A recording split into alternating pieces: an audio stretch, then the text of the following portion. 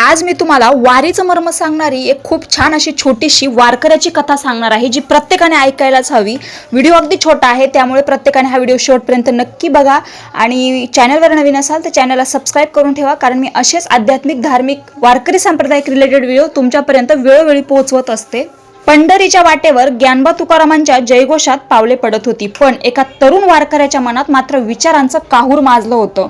वारीत चालताना प्रत्येकाच्या चेहऱ्यावरचा तो अलौकिक आनंद पाहून तो बुचकळ्यात पडला होता। शेवटी न राहून विठ्ठलवाडीच्या मुक्कामात त्याने आपल्या वयोवृद्ध सात्विक गुरूंना गाठले आणि चरणावर डोके ठेवून हट्ट धरला की महाराज, या वारीत सगळे म्हणतात जीवन सार्थकी लावायला हवं, पण या मानवी जीवनाचं खरं मूल्य काय आहे? संसाराचा पसारा की देवाचे भजन?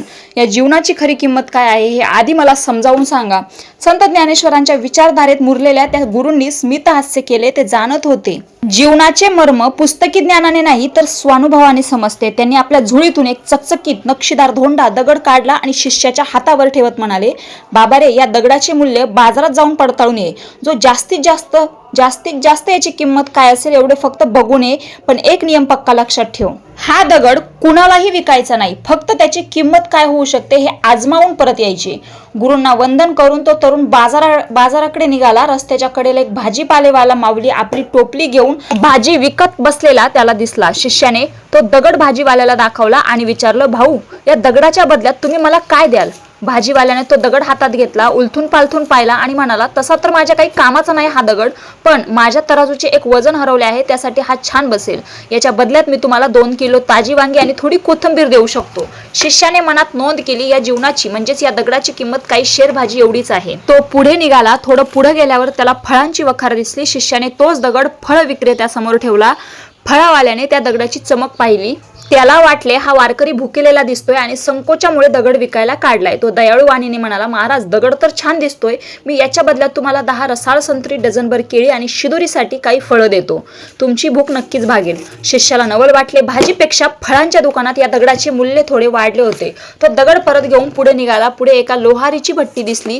लोहाराने तो दगड आयरनवर ठेवून पाहिला, त्याची काठिण्य पातळी तपासली आणि म्हणाला, हा दगड मजबूत आहे, घणाचे घाव सोसेल, याच्या बदल्यात मी तुम्हाला एक उत्तम लोखंडी विळा किंवा कुदळ किंवा कोणतेही लोखंडी अवजार देतो। शिष्याने तिथेही किंमत कळून घेतली आणि तो एका सराफाच्या सोनाराच्या दुकानात शिरला। सोने चांदीच्या चकचकाटात सराफाने जेव्हा तो दगड हातात घेतला तेव्हा त्याचे डोळेच विस्फारले। त्याने चष्मा नीट केला, दगडाला घासून पाहिले आणि आश्चर्याने म्हणाला, अहो वारकरी माऊली, हा साधा दगड नाहीये, हा तर अत्यंत दुर्मिळ हिरा आहे। तुम्ही हा इथेच ठेवून द्या, मी तुम्हाला 100 सोन्याच्या मोहरा सुवर्ण मुद्रा देतो। शिष्याच्या स्वतःच्या कानावरच विश्वास बसेना। एका क्षणात भाजीच्या मोलाचा दगड 100 सुवर्ण मुद्रांचा झाला होता, पण गुरूंची आज्ञा साठवून त्याने दगड परत घेतला। आता शिष्याची जिज्ञासा शिगेला पोहोचली होती। शेवटी तो नगराज शेठाकडे गेला, जो मौल्यवान रत्नाचा जळत पळत जाणकार रत्न पारखी होता।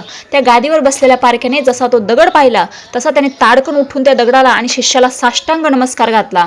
तो भारावून गेला, स्वामी, हा पृथ्वीवरचा अमृततुल्य कुरविंद माणिक म्हणजे पद्मरागमणी आहे। हा इतका अलौकिक आहे की संपूर्ण जगाची दौलत जरी एका बाजूला ठेवली तरी या रत्नाची किंमत मोजता येणार नाही। हा अनमोल आहे, अगणित आहे। शिष्याची बुद्धीच थक्क झाली। तो धावत पळत गुरूंच्या चरणाशी आला। डोळ्यात अश्रू आणून त्याने घडलेला सगळा वृत्तांत गुरूंच्या चरणी अर्पण केला। गुरु माऊलींनी त्याला मायेने जवळ घेतले आणि पाठीवरून हात फिरवत म्हणाले, बाळा, समजले का जीवनाचे मूल्य? हे जीवन सुद्धा या दगडासारखेच आहे। जो माणूस संसाराच्या चिखलात अडकून राहतो, ज्याची बुद्धी फक्त भौतिक सुखात रमते, त्याला जीवनाची किंमत फक्त भाजीपाला एवढीच वाटते। तो फक्त खाणे, पिणे आणि जगणे यातच आयुष्य संपवतो। लोहार आणि सराफासारखे लोक या जीवनाचा उपयोग काही अंशी सुखाची साधने मिळवण्यासाठी करतात, पण ज्याला या नरदेहाची खरी मर्म कळते, जो विठ्ठल नामाच्या रंगात रंगून सुख दुःखाच्या पलीकडे जातो आणि संसारात राहूनही अलिप्त राहतो, त्याला समजते की हे जीवन किती अनमोल आहे। भगवंताची प्राप्ती करून घेणं हेच या जीवनाचे परम मूल्य आहे। गुरूंचे रसाळ आणि डोळे उघडणारे शब्द ऐकून शिष्याचे अज्ञान गळून पडले। टाळ मृदुंगाच्या गजरात त्याला आता वारीचा खरा अर्थ गवसला होता।